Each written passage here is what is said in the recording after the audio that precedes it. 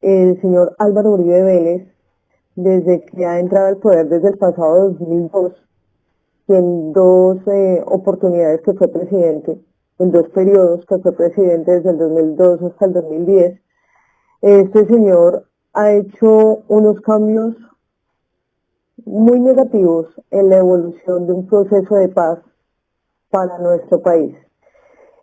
Colombia lleva 56 años en guerra no solamente con la guerrilla o con los grupos al margen de la ley, sino también con grupos que fueron armados, que fueron formados por el señor Álvaro Uribe, que en su momento se llamaban las Convivir, en el año 96, y posteriormente ya consolidados como paramilitares, y hoy llamados Águilas Negras, o llamados gaitanistas, y que pues de alguna u otra forma se van atomizando en el país, generando fobia, muerte, miedo. ¿Cómo dices que organizando? ¿Él qué era? ¿Era el político? ¿Era un hacendado? ¿Era un banquero? ¿Cómo tenía esa capacidad para organizar a grupos paramilitares, Alessandro? Ok, gracias por preguntar, porque esto es muy válido, porque ahí es donde nace la raíz del problema. Uribe Vélez es hijo de un ganadero de Antioquia, Medellín, ¿sí? Este señor efectivamente tenía sus fincas, tenía su dinero, era una persona hacendada. Estamos hablando en el año 85-86, donde las Fuerzas Armadas Revolucionarias de Colombia, las FARC, comienzan a intimidar a estas masas, a esta gente que está haciendo pues dinero, y comienzan a extorsionarlos. ¿Cómo los extorsionan? Generando el secuestro para financiar pues sus movimientos revolucionarios. Desafortunadamente cayó el papá de Uribe Vélez. El papá Uribe Vélez fue secuestrado por uno de los cabecillas de la FARC. Se trató de negociar con alguno de los hermanos del señor Álvaro. Se entregó un dinero en su momento, pero desafortunadamente en el momento de la entrega del padre fue asesinado por el grupo armado. Después de ese momento, pues el señor Álvaro Uribe Vélez tenía, por el poder que también tenía su papá, porque eran ganaderos, hacendados, y pues tenían una posición económica muy importante en la región, comenzaron a formarse grupos en contra de las FARC, en contra de la guerrilla. En su momento pues eran las FARC y el ELN, pero pues el ELN es el Ejército de Liberación Nacional, pero en su momento quien hizo ese secuestro fue las FARC. Entonces, por ende, el señor Álvaro Uribe, en medio de ese rencor, porque tiene un problema netamente personal, muy arraigado, de hace más de 20 años, ese señor comienza a hacer escala política. Al hacer escala política comienza este señor por medio de la aerocivil. Estamos hablando en el año 85, cuando se forman los carteles de la mafia. En ese momento pues estaban los hermanos Ochoa, estaba el señor Pablo Escobar, estaban los hermanos Rodríguez Orejuelas, que hacían parte del cartel de Cali. Entonces comenzaron a proporcionarles dinero a estos grupos que estaba formando el señor Álvaro a raíz de lo que le pasó con su padre. Entonces querían que erradicar a los grupos de izquierda, que en su momento eran de izquierda, pero pues ahorita ya tienen otra manipulación, porque izquierda y izquierda no lo son. Pero quiere decir entonces que en esos tiempos sí propició la organización, cuando fue presidente del país, promovió que se sigan fortaleciendo esos grupos armados paramilitares. A eso iba yo. Lo que pasa es que la escala política que ha tenido este señor Uribe ha sido a partir del Aerocivil. En el momento que él tomó la presidencia del Aerocivil, estaba dejando actuar a los carteles de la mafia para que lleven su droga a Sinaloa, mejor dicho, que sea internacional el negocio del narcotráfico, por medio de los permisos legales autorizados por el señor Uribe Vélez. A raíz de eso, los grupos de los carteles comenzaron a financiarle la vida política de este señor, dándole la oportunidad de que sea gobernador de Antioquia en el año 98.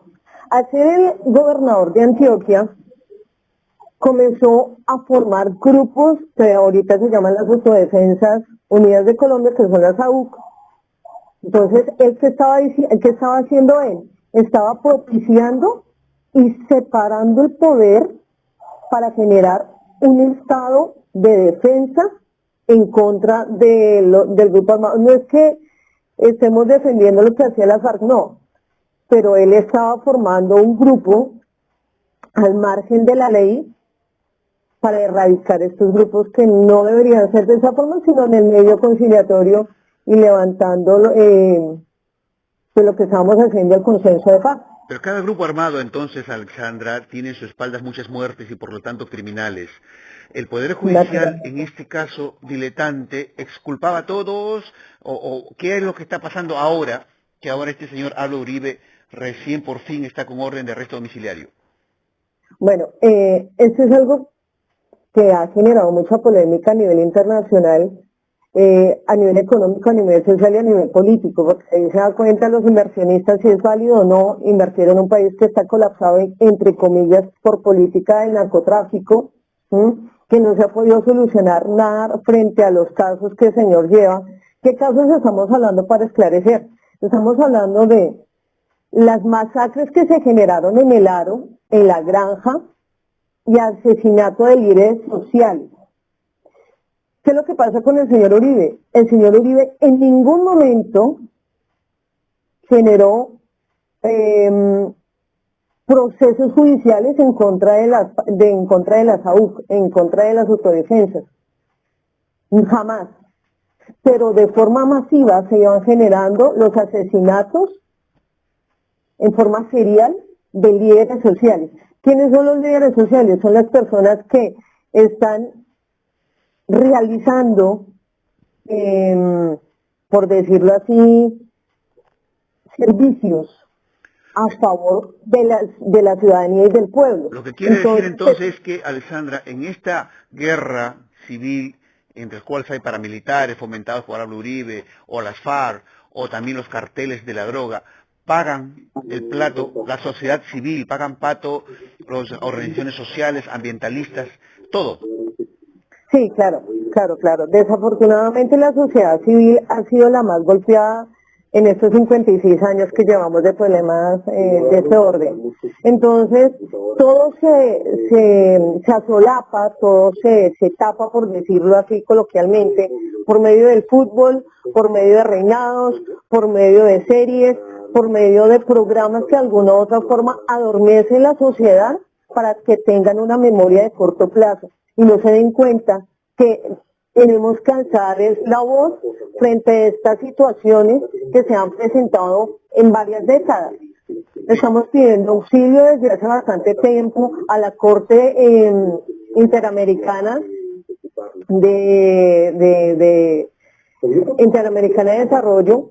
El hecho de tener a uno de los más peligrosos representantes de la corrupción, de la delincuencia allí en Colombia, quiere decir que empieza a reinar, o es posible pensar de que puede existir justicia en Colombia? No, aún no. Habrá justicia siempre y cuando haya verdad, cuando se entregue todo el centro democrático que es el partido que representa el señor Álvaro Uribe Vélez. En ese momento podremos decir que habrá justicia, pero si no hay verdad no habrá reparación. Llevamos más de 30 años de desplazamiento forzado, de ver muchas familias que a raíz de los problemas sociales que se generan y departamentales sean traídos a Bogotá alrededor a vivir en la miseria, ¿sí? A vivir en la periferia, a vivir en un estado miserable, donde no se pueden reclamar las tierras, porque si tú reclamas la tierra, que fue desafortunadamente detenida por estos Autodefensas Unidas de Colombia, porque te dan 48 horas para que salgas de tu tierra con tu familia, o si no te asesinan a la familia y se llevan, si tienen muchachos, se los llevan para el reclutamiento forzado. Bien. Entonces tienes que salir. Entonces podemos decir que única y exclusivamente habrá paz cuando estos personajes realmente y de forma sincera se vayan a la cárcel. Pero a mi cárcel domiciliaria eso es trabajar en casa. O sea, eso no es por el señor Uribe Vélez. El señor Uribe Vélez merece es la cárcel, porque lleva 5 masacres, El Aro, La Granja, Mapiripán, y 2 más que en este momento no los tengo presentes, desde el año 95 hasta el 2002, donde él fue gobernador de Antioquia, y ahora silencio.